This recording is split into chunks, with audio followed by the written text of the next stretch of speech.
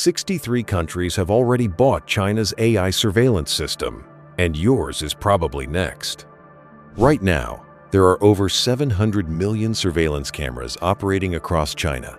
That's one camera for every 2 people. To put that in perspective, that's more cameras than the entire population of Europe. You heard that right, more surveillance devices than there are people in all of the European Union combined. And here's what makes your skin crawl.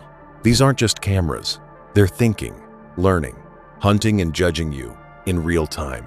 But China didn't build this system just for themselves. The machine that never blinks. You walk past a camera on your way to work, then another at the subway station, maybe 3 more in the coffee shop. You don't think about it anymore. They're just there. But what if I told you that in China, those cameras don't just record you, they know you. The system can scan your face and match it to a database in 0.3 of a second, faster than you can blink, with 99.8% accuracy. Think about that. You're walking through a crowd of 10,000 people, and the system picks you out before you take your next step. But it gets worse. These cameras don't just recognize your face. They recognize the way you walk, your gait, the specific rhythm of your stride, the way your shoulders move, how your arms swing.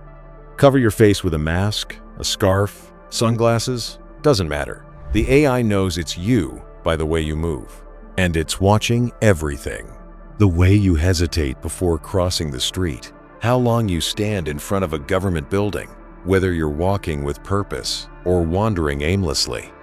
The system is reading your body language, analyzing your micro-expressions, detecting stress, anger, nervousness from the smallest facial movements you don't even know you're making. In Beijing alone, there are over 1.1 million cameras. In Shenzhen, the tech capital, they've got over 19,000 cameras per square mile. You literally cannot walk 100 feet without being captured, analyzed, and logged. But here's the terrifying part. These cameras talk to each other. You get scanned at one intersection. The system predicts where you're going based on your direction and speed. It alerts the next camera, and the next one, and the next one. You're being handed off through an invisible network, tracked across entire cities without a single human being watching a monitor. The AI does it all. And it's not just tracking for the sake of tracking. Every scan feeds into your social credit score. Every movement is judged. Walk past a protest? Logged. Jaywalk across an empty street at 2 in the morning? Deducted points. Stand too long in the wrong neighborhood? Flagged. The system decides if you can buy a plane ticket, if you can get a loan, if your children can attend certain schools. This isn't science fiction. This is operating right now, in real time, across every major Chinese city. 700 million cameras, all connected, all learning, all watching. But then China did something that changed everything. The global sale.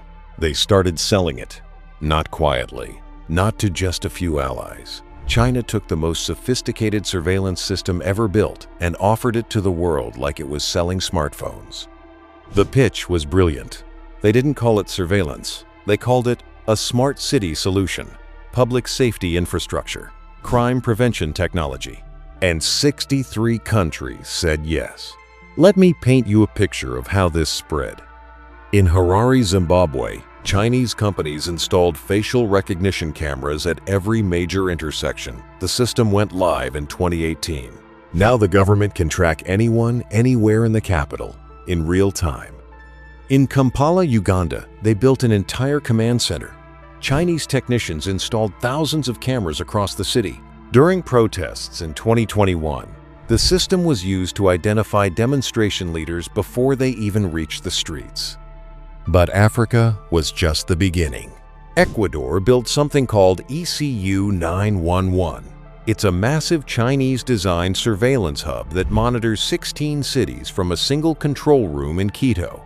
Facial recognition, license plate tracking, integration with social media monitoring. The president at the time called it the most advanced security system in Latin America.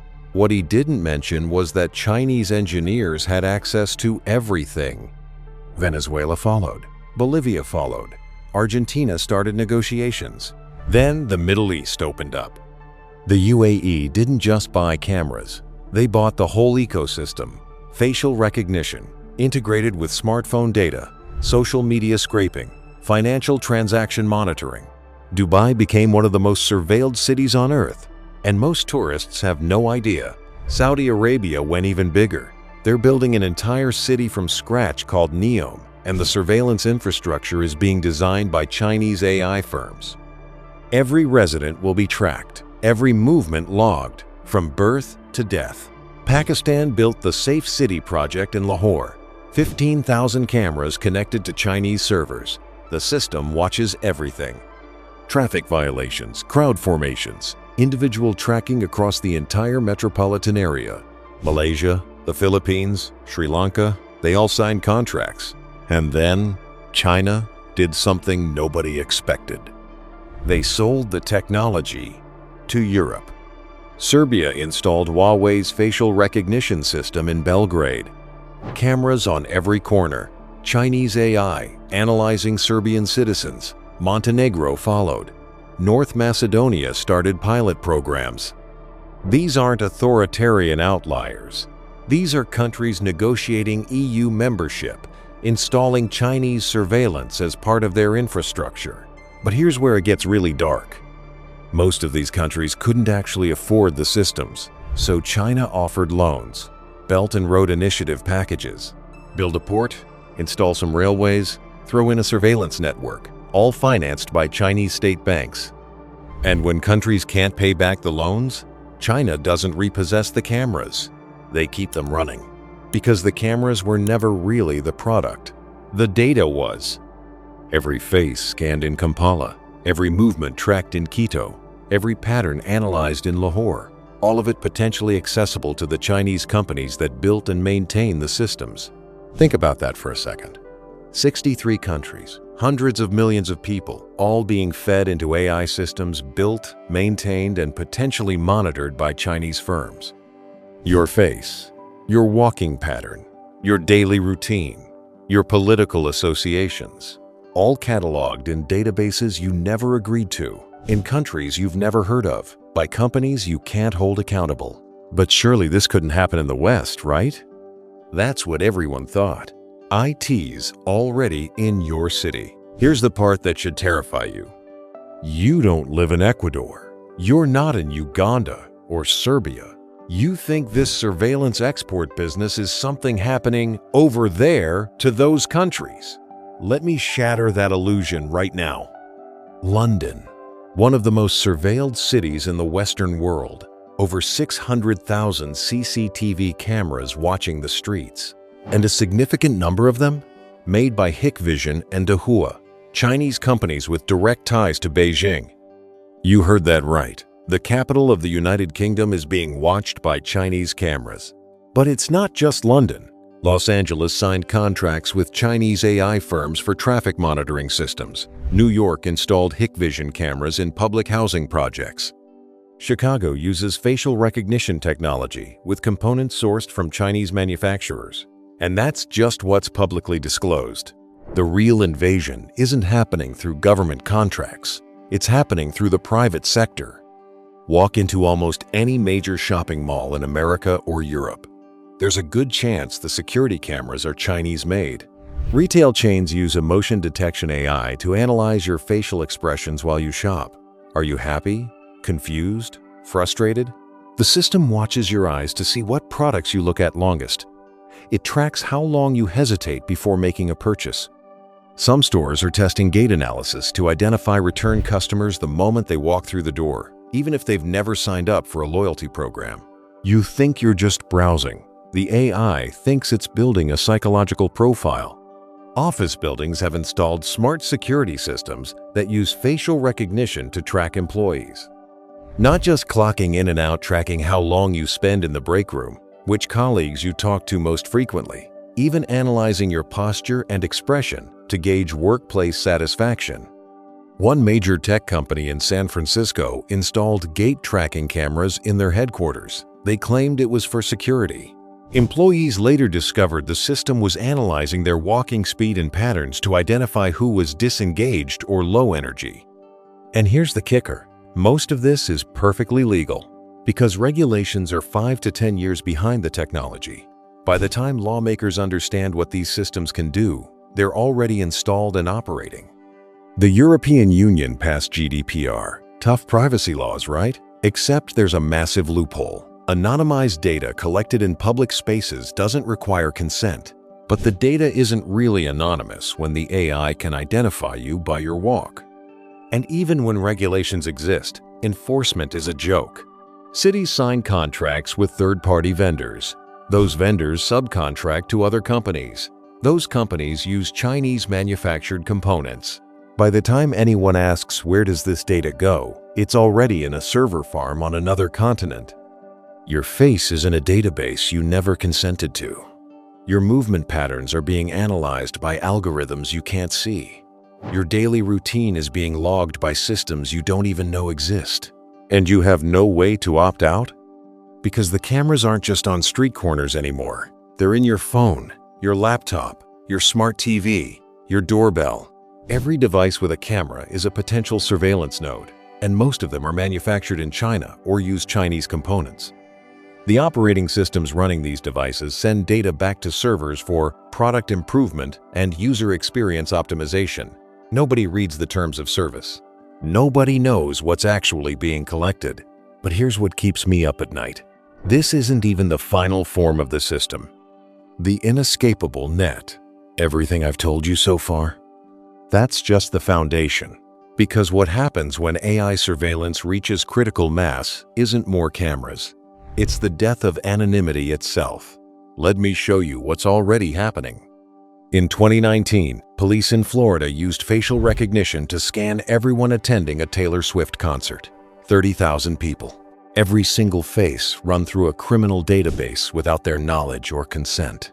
They caught nobody, but they scanned everyone. In China, they've gone 10 steps further. They're using predictive policing algorithms.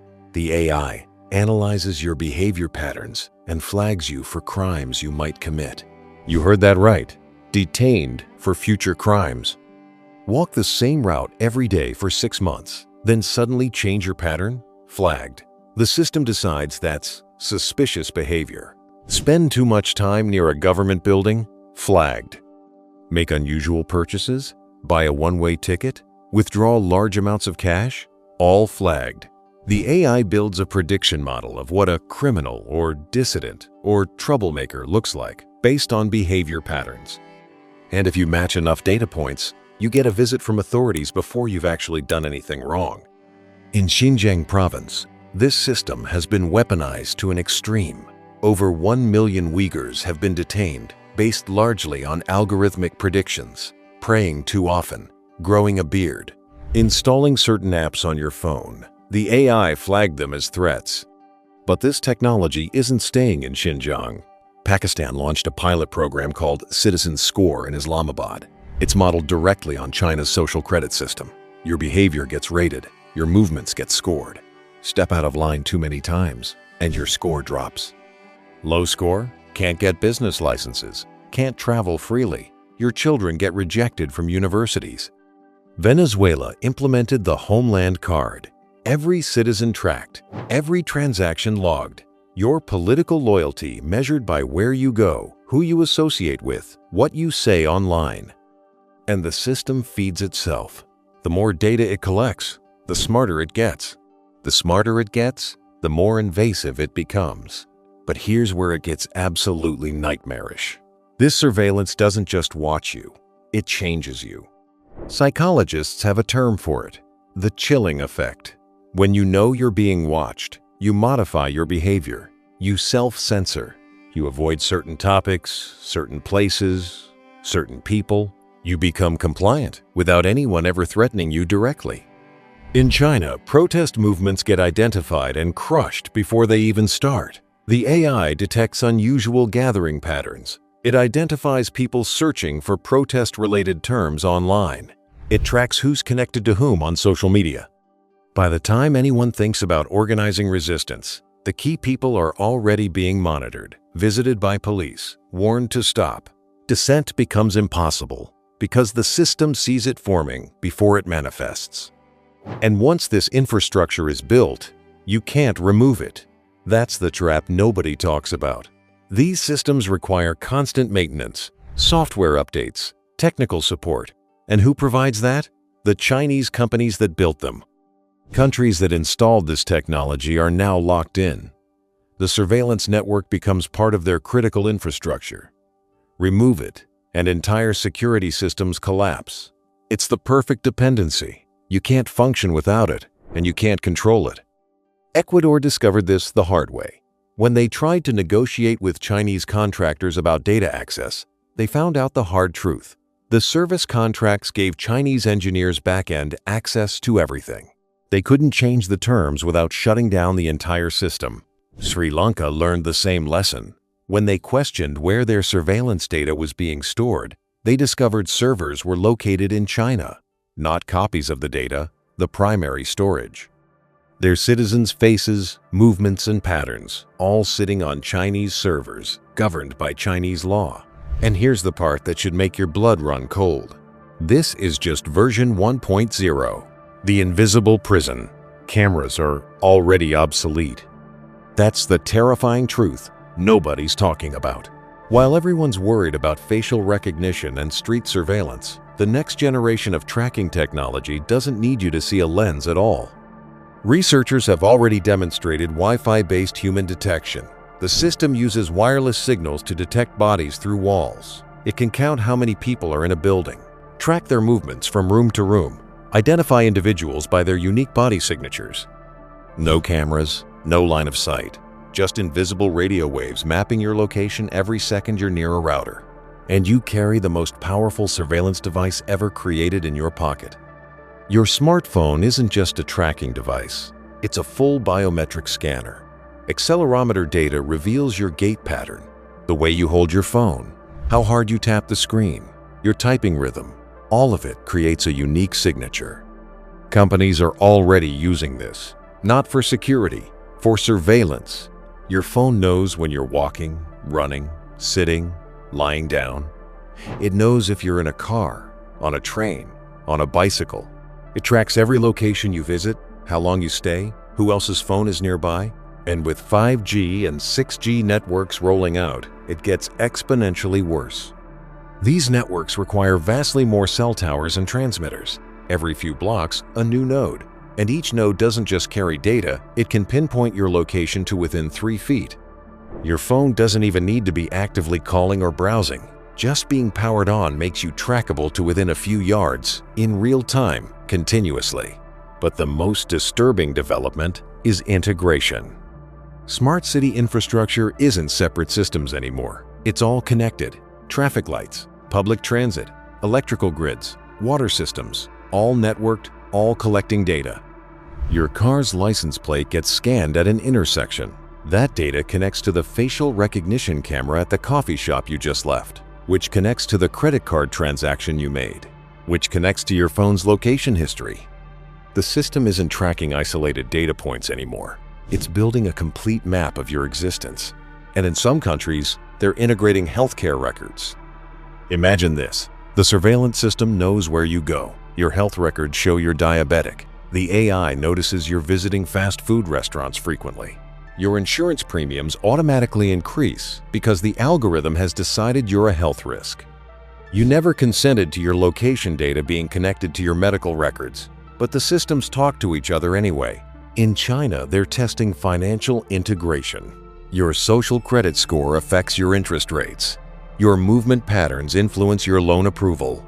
The AI decides you associate with financially irresponsible people based on phone proximity data, and suddenly you can't get a mortgage.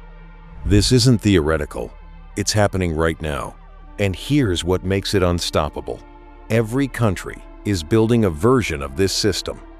The United States has Ring doorbells creating neighborhood surveillance networks, license plate readers on every major highway, facial recognition in airports, social media monitoring by law enforcement.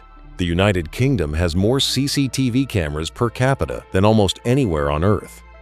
Russia has its own facial recognition network across Moscow and St. Petersburg. India is building the world's largest biometric database, over 1.3 billion people, with fingerprints, iris scans, and facial data all connected to a national ID system. Your choice isn't surveillance or freedom anymore. It's which surveillance system will track you. American tech companies, Chinese AI firms, European security contractors, they're all building the same thing with different flags on it. And they're all racing to deploy it before the public understands what's being built. Because once the infrastructure is in place, once the cameras are installed and the AI is trained and the databases are populated, it becomes permanent. You can't uninstall a surveillance state. You can change the government, pass new laws, elect different leaders, but the infrastructure remains. The cameras stay up, the algorithms keep running. The data never gets deleted, and every new government, regardless of their promises, will be tempted to use it. Because power like this doesn't get abandoned, it gets inherited. So here's where we are. 63 countries bought China's system, but hundreds more are building their own versions. The technology is already installed in your city, your workplace, your pocket.